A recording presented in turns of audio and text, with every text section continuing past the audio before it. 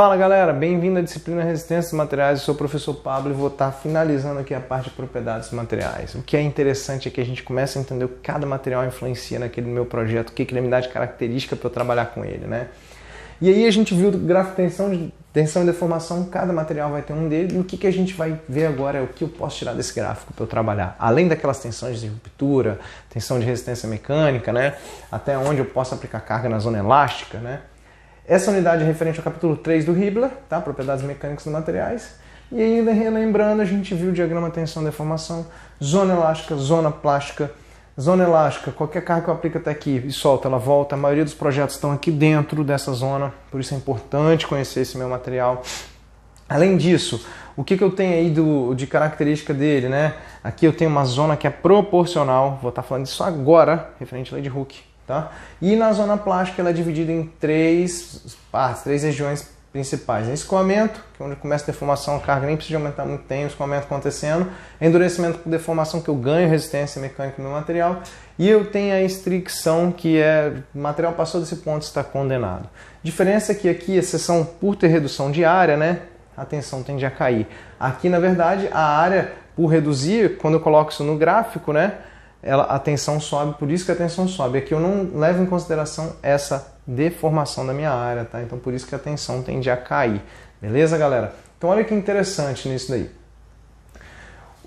Eu também trabalho com projetos na zona plástica, né? O exemplo da estampagem. Bom, Robert Hooke, em 1676, ele percebeu que se ele pegasse lá um ponto 1 e analisasse a tensão daquele ponto 1 e a deformação, e pegasse um outro ponto dentro da zona elástica, fizesse a mesma relação, ele percebia que tinha uma relação entre elas que estava bem próxima. E aí, se pegasse no terceiro ponto, também aconteceria isso. E ele percebeu que isso era constante. E esse valor constante, né, ele falou, olha, eu tenho uma proporcionalidade dentro dessa região, onde qualquer ponto que eu pegue aqui, ele segue uma proporcionalidade. Né? E aí veio a constante chamada de módulo de elasticidade longitudinal, ou módulo de Jung, porque Thomas Jung, que ele publicou essa explicação do porquê disso daí em 1807, que é essa zona que ele tem, essa parte proporcional aqui, muitos anos depois que veio a publicação disso, a explicação. Né?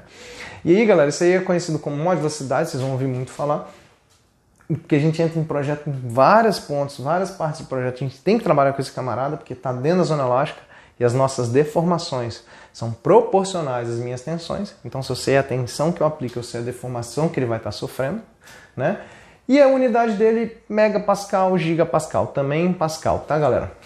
Mostrei para vocês tanto que na aula anterior, né, no final da aula, mostrei lá em vários sites que a gente entrou, me dando essa característica do módulo de elasticidade. Beleza? E o que é importante aí? Né? A maioria dos projetos segue essa regra, né, da zona elástica, apesar do que nem todos os materiais vão estar isso aí, mas a gente vai levar em consideração esse módulo de elasticidade e eles são encontrados em normas e manuais, galera. O fabricante vai te fornecer isso daí conforme norma, esse módulo de elasticidade do material. O material pode não ser perfeito, tem suas impurezas, mas devido aos testes ele vai conseguir tirar essa característica. E olha aí, diferentes materiais de módulo de elasticidade. Quanto maior o módulo de elasticidade, né, maior relação entre tensão e deformação, aquela reta, a reta da zona elástica, ela mais inclinada fica. Né? Eu reparei, o aço tem uma inclinação muito maior do que o concreto está aqui, ó, na zona elástica, e o aço está aqui. Pô, o concreto na zona elástica deforma mais do que o aço. Galera, a deformação elástica é imperceptível, gente. Para esses materiais aqui, mal vamos ver, tá? Na zona elástica. Né? Então, assim, mas é importante porque a maioria dos projetos estão aqui dentro. Beleza, galera? E aí, quando submetido a uma força axial, o corpo, o que é interessante, né? Conhecendo aquele material, a gente também tem outra característica legal que é o coeficiente Poisson. Quando eu faço uma aplicação de uma carga no meu material, pensa o seguinte, peguei uma carga, vamos pegar uma borracha, né? Eu pensar na borracha. Peguei a borracha e comprimi ela. O que vai acontecer com o comprimento dela? O comprimento dela tende a reduzir. E você acha que ela vai ficar bonitinha ainda, reduzida, daquele mesmo formatinho retangular? Não, ela tende a formar o quê? Um barrilzinho, ela tende a deformar dessa forma. Então, Poisson percebeu isso, quando ele fez os testes, os ensaios, ele viu que quando eu fazia essa compressão ou tração, a minha seção transversal também mudava. Isso é, tração ou compressão longitudinal, essa seção dele ou aumentava ou diminuía. Se eu traciono, ele tende a fazer o quê? Diminuir a seção transversal. Né? Acontece até na estricção, né? Um exemplo lá. Mas isso aqui dentro da zona elástica mesmo, galera. Beleza? E quando eu comprimo, ela tende a formar um barrilzinho. Então vocês já pegaram um elásticozinho de dinheiro, não sei se tem, não existe mais dinheiro, né? Tudo cartão de crédito, tudo no celular agora. Na hora que eu puxo ele, a gente percebe que a seção dele reduz, só que eu solto ele e volta para a mesma região, para a mesma área que era inicial, né? E aí, galera, existem para cada material um tipo de deformação diferente. Isso foi estudado, tá? Dentro dessa faixa elástica, ela tem uma constante, essa relação existe, e aí ficou conhecido como coeficiente de Poisson, que é dado pela letra nu, tá? E esse valor, o que seria, né? Olha só, se eu conheço o quanto eu tenho de comprimento inicial, o quanto de comprimento final, eu tenho deslocamento daquele meu material em termos longitudinais, né? Junto com a força P, tá? E aí, ó, se eu traciono ele, o diâmetro dele diminui. Não é isso que a gente viu? Se eu comprimo, ele aumenta, se eu traciono, ele tende a reduzir a seção transversal. E eu consigo analisar também essa relação entre... eu consigo analisar também o quanto ele reduz. Longitudinalmente, é a deformação, é o quanto ele desloca dividido pelo comprimento inicial. Deslocamento dividido pelo inicial, deformação. E eu consigo, da mesma forma que eu analiso o longitudinal, eu analiso o lateral. Se o longitudinal aumenta, o lateral tende a contrair. E aí, galera, tem uma relação entre esses dois aí, é dado pela letra nu, tá? E para cada material eu vou ter um valor desse coeficiente de Poisson. Da mesma forma que eu faço para tração, para compressão também tem essa relação aqui. Por que do valor negativo, galera? Porque se um aumenta, o outro diminui. Se um é positivo, o outro é negativo. Menos, vamos supor, longitudinal aumentou. Se eu aumentei ele aqui, e aqui diminui, joga o negativo aqui dentro. Menos com menos, mais. Só para deixar ele sempre positivo aí, beleza? E aí, ó, diferentes valores para diferentes materiais desse coeficiente, tá? E ele é adimensional, né? Não tem unidade. E aí o que a gente fala? Ó, posso estar trabalhando ele com as unidades de tensão, ali no caso deformação também, que é adimensional, né? E olha que interessante. Eu tenho para borracha, para um cerâmico, olha como é que os valores variam bastante, né, galera? Isso é importante na hora do nosso projeto. Tensão residual. Já deixei até uma seta aqui que não deveria ter essa seta aqui, mas vamos desconsiderar a seta aqui, tá? O que seria a tensão residual, galera? Se eu pego meu material, aplico uma carga até ele deformar plasticamente, né? Esse meu material ele vai ter essa tensão plástica devido àquela deformação, tá? A região plástica, a carga retirada, o que vai acontecer com ele? Ele tem a deformação elástica dele recuperada, mas a plástica ainda acontece. Olha só, puxei meu material, movimentei zona plástica, quando eu solto, o que vai acontecer? Ele deformou daqui para cá. Só que ele ainda tem uma tensão residual aqui, ó, elástica, tá? Então, olha só que bacana. Se eu passei da zona elástica com aquele carregamento, quando eu solto ele volta ainda um pouquinho, que é o quanto ele deformou elasticamente. E essa deformação, quanto que ele ficou ali um pouquinho, né? A gente consegue ver, a gente tem uma recuperação dela, né? Nova zona elástica dele vai ser isso aqui. E a deformação plástica final é esse camarada. Essa daqui, ó, se eu aplico a carga até aqui, ele tende a ter essa deformação permanente. Isso daqui é a deformação permanente. Se eu aplicar a carga até o ponto A, na zona elástica, soltei ele e volta para o mesmo ponto.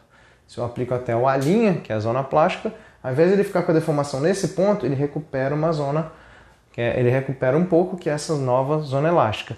Por isso que a gente fala que dentro da zona plástica, lá tem aquele endurecimento de deformação, é o seguinte, antes, meu material inicial, para eu deformá-lo plasticamente, eu precisava de ultrapassar a tensão A. Agora, que ele já está deformado, para eu deformar ele plasticamente novamente, para deformar mais ele, eu vou precisar de passar agora a tensão do ponto A'. Aqui é muito maior do que aqui. Por isso que ele ganha resistência referente à zona elástica. Além disso, existem outra série de outros fatores que mudam o gráfico também. Eu vou ter um ganho de resistência, ponto de encruamento, várias outras coisas aí que não vem ao caso agora. Tá, galera?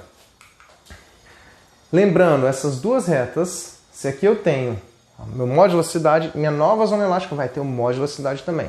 Tá? E aí eu tenho essa reta, essas retas são paralelas e uso aquele módulo de elasticidade. Outro fator importantíssimo para o projeto, né, é a energia de deformação.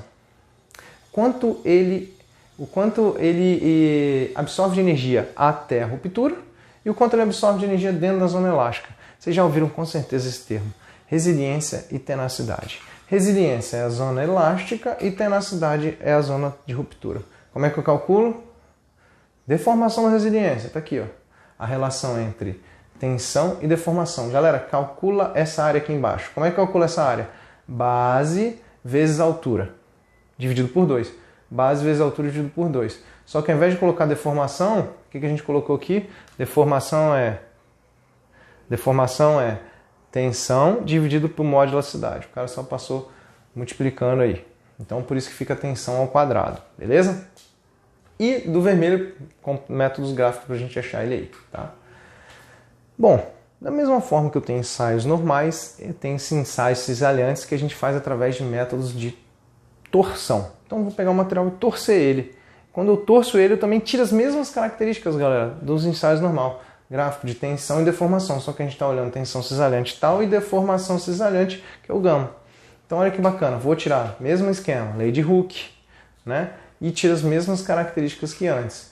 E tem uma relação entre o módulo de elasticidade cisalhante, ou módulo de rigidez, que agora é o G, não é mais o E, módulo de elasticidade longitudinal é a letra E, e agora eu estou trabalhando com o G aqui, né? Módulo de elasticidade cisalhante ou módulo de rigidez. E o que eu tenho aí?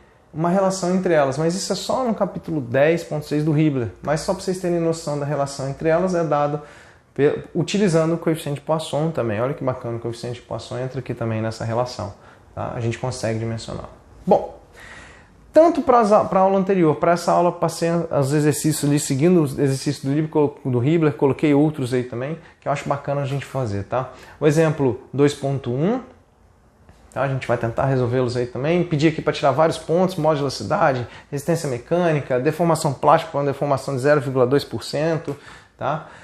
O exemplo 2.2 aí, né? Que é qual a deformação permanente desse material se eu levar um carregamento até 600 megapascal. Beleza? Aí também a gente trabalha com deformação permanente, isso aí é bacana, tensões residuais, tá, galera? Deformação normal, coeficiente de Poisson, se eu traciono ele, quanto da área que reduz, quanto comprimento eu ganho, lei de Hooke, módulo de elasticidade, tá? Tensões cisalhantes também, exercício bacana. E por aí vai. Um exercício que eu coloco aqui também que eu acho muito legal é esse daqui, para fechar aí, ó, 2 barras do mesmo material, porém esse material ele tem características para tração e compressão diferentes, e quando eu aplico uma carga nele aqui, essas minhas barras fabricadas por esse material aqui, um poliestireno, né? Quando eu aplico a carga aqui, ó, um sofre tração, outro compressão, e aí quem rompe, quem vai resistir mais, e isso é interessante. Diferentes áreas também, para a gente começar a trabalhar na parte de projeto aí, não é porque eu aplico a carga em um ponto que aquele que sofre compressão vai resistir mais. A gente também não pode falar isso, tem uma série de outros fatores que a gente tem que ver. Lembrando que aqui é tensão, é força sobre área. Bom, galera, espero que gostem. Qualquer coisa, manda as dúvidas aí, dá um like aí, se inscreve no canal e tamo junto. Valeu, galera, bons estudos!